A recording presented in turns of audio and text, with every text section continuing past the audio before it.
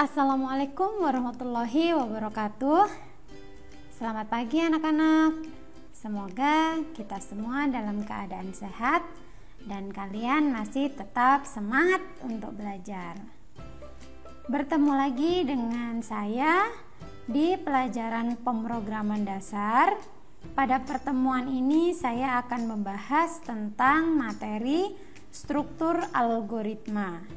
Setelah sebelumnya kalian sudah mengenal apa itu algoritma, nah di pertemuan ini kita bahas struktur algoritmanya.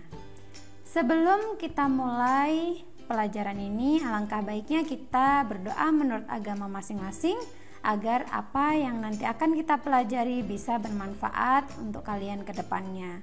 Silakan berdoa menurut agama masing-masing.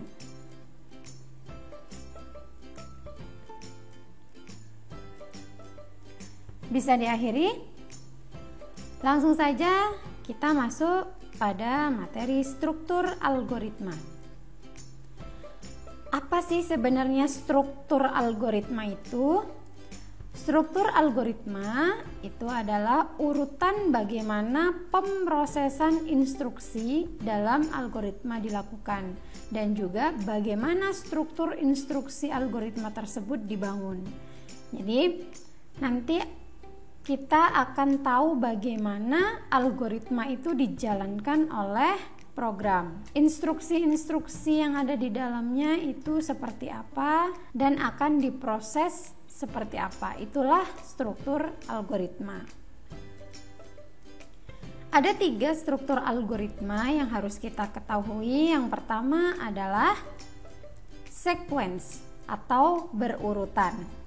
Yang kedua adalah branching atau selection, bahasa Indonesianya percabangan. Kemudian struktur yang ketiga adalah looping atau repetition atau juga perulangan. Ketiga struktur ini harus kita pahami agar ketika kita membuat sebuah program, kita tahu kita akan menjalankan program itu dengan struktur yang seperti apa. Apakah berurutan, apakah akan ada percabangan di dalamnya, atau kita memerlukan perulangan dalam program tersebut. Jadi kita harus memahami ketiganya. Kita akan bahas satu persatu. Yang pertama adalah sequence atau berurutan. Algoritma ini dijalankan mulai dari instruksi yang pertama sampai instruksi yang terakhir secara berurutan. Jadi dari kode baris ke-1 sampai kode baris ke terakhir, misalnya ada 100 baris kode, berarti ya sampai di baris 100 itu akan dijalankan berurut dari 1, 2, 3, 4 sampai 100. Itulah yang dinamakan struktur algoritma sequence atau berurutan. Jika diibaratkan sebuah mobil yang berjalan di jalan raya, mobil itu akan berjalan lurus terus. Gitu. Nah, ini kalau dianalogikan, digambarkan seperti ini. Jadi dari baris 1 ke baris 2, baris 2 ke baris 3, ke baris 4 sampai baris yang terakhir. Inilah struktur algoritma sequence. Contoh algoritma sequence atau berurutan.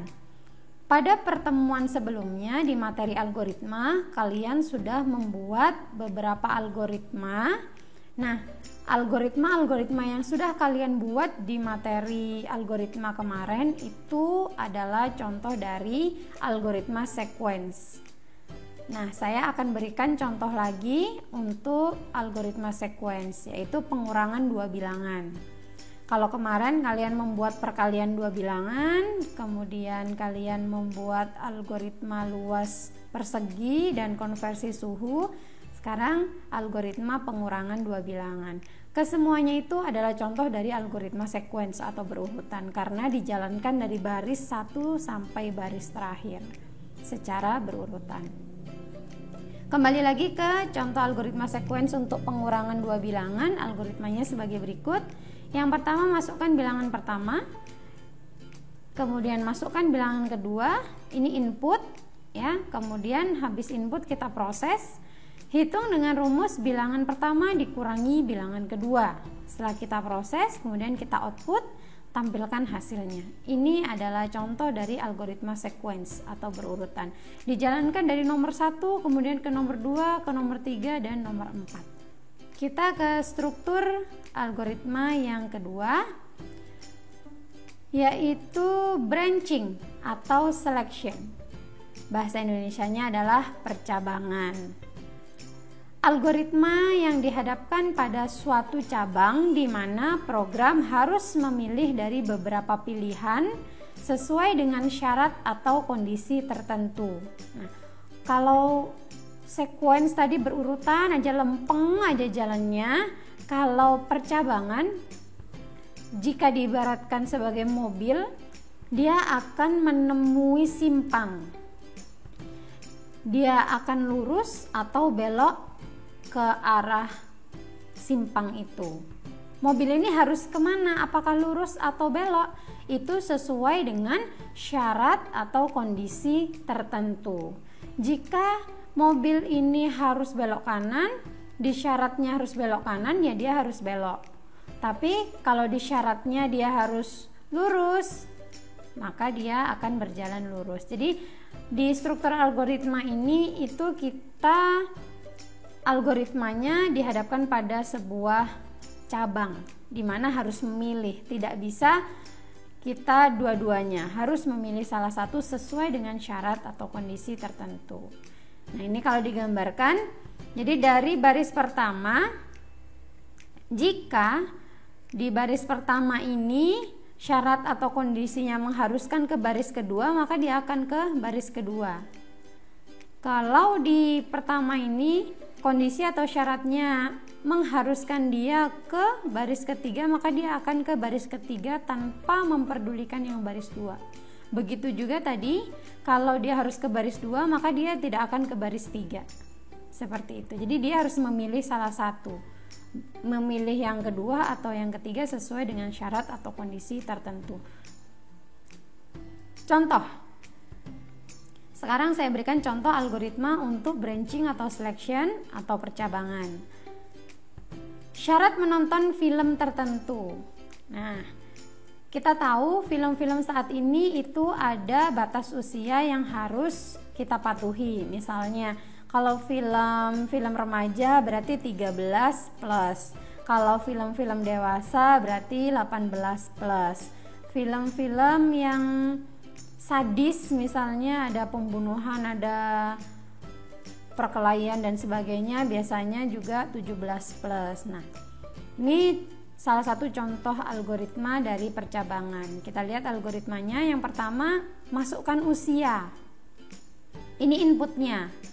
Nah, dari usia ini nanti dicek usianya dengan kondisi. Kondisinya apa? Kondisinya adalah usia harus lebih dari 12 tahun. Misalnya ini film remaja ya, jadi usia harus lebih dari 12 tahun. Jika usianya lebih dari 13 tahun, maka dia boleh menonton. Jika tidak, maka tidak boleh menonton. Disinilah percabangannya. Kalau dia memenuhi syaratnya tadi, maka dia boleh menonton. Jika tidak memenuhi syarat, maka dia tidak boleh menonton. Ada percabangan di sini. Percabangan sesuai dengan kondisinya. Kemudian outputnya adalah cetak tiket misalnya. Gitu ya. Di sini jelas percabangannya. Jika dia memenuhi kondisi maka boleh, jika tidak maka tidak boleh. Gitu. Struktur algoritma yang ketiga yaitu looping atau repetition atau juga disebut dengan struktur algoritma perulangan. Algoritma yang mengulang terus-menerus satu set instruksi. Kenapa di sini dinyatakan dengan set instruksi? Karena biasanya yang diulang itu adalah satu blok kode. Boleh satu baris, boleh, gitu ya. Dan akan berhenti sesuai dengan syarat atau kondisi tertentu. Nah, perulangan ini harus bisa berhenti. Berhentinya karena apa? Karena kondisi tertentu. Jika diibaratkan mobil tadi, dia akan berputar terus seperti race F1 atau race MotoGP gitu ya. Dia akan berputar pada race itu sampai lap tertentu, kan seperti itu kalau di race ya. Jadi ada kondisi yang menyebabkan dia berhenti. Misalnya pada race itu ditentukan 25 lap, maka semua pembalap akan berhenti pada lap ke 25. Nah, itu contoh dalam kehidupan sehari-hari.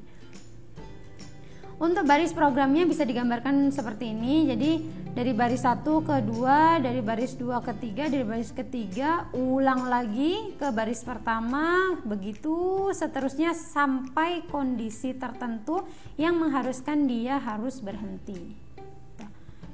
Biar lebih jelasnya saya kasih contoh. Contoh algoritma looping atau repetition atau perulangan. Login Instagram misalnya. Ketika kita akan login ke Instagram, kita pasti akan diminta data username dan password. Ya kan, ini sebagai inputnya. Kemudian Instagram akan mengecek username dan password yang kalian isikan. Kemudian dicek. Kalau salah satunya salah, maksudnya username atau password dari salah satu ini salah atau keduanya salah, ya, maka ulangi lagi ke langkah 1. Dia akan kembali lagi minta kalian masukkan username dan password. Ya kan? Kalau salah lagi kembali lagi ke 1, salah lagi kembali lagi ke 1. Ulangi terus sampai keduanya benar. Jadi diulang terus sampai username dan passwordnya benar. Jika username dan password sudah benar, maka kita baru bisa masuk ke dalam Instagram. Ini contoh algoritma looping atau repetition atau perulangan. Jadi dia akan terus diulang sampai kondisi tertentu. Nah, kalau di kasus login Instagram berarti kondisinya adalah username dan passwordnya benar. Kalau sudah benar, maka dia tidak akan lagi berulang. Dia perulangannya akan selesai. Sekian penjelasan struktur algoritma dari saya. Jika ada yang ingin ditanyakan, silakan ditanyakan di WhatsApp group, kita diskusi di sana. Saya akhiri dulu. Wassalamualaikum warahmatullahi wabarakatuh.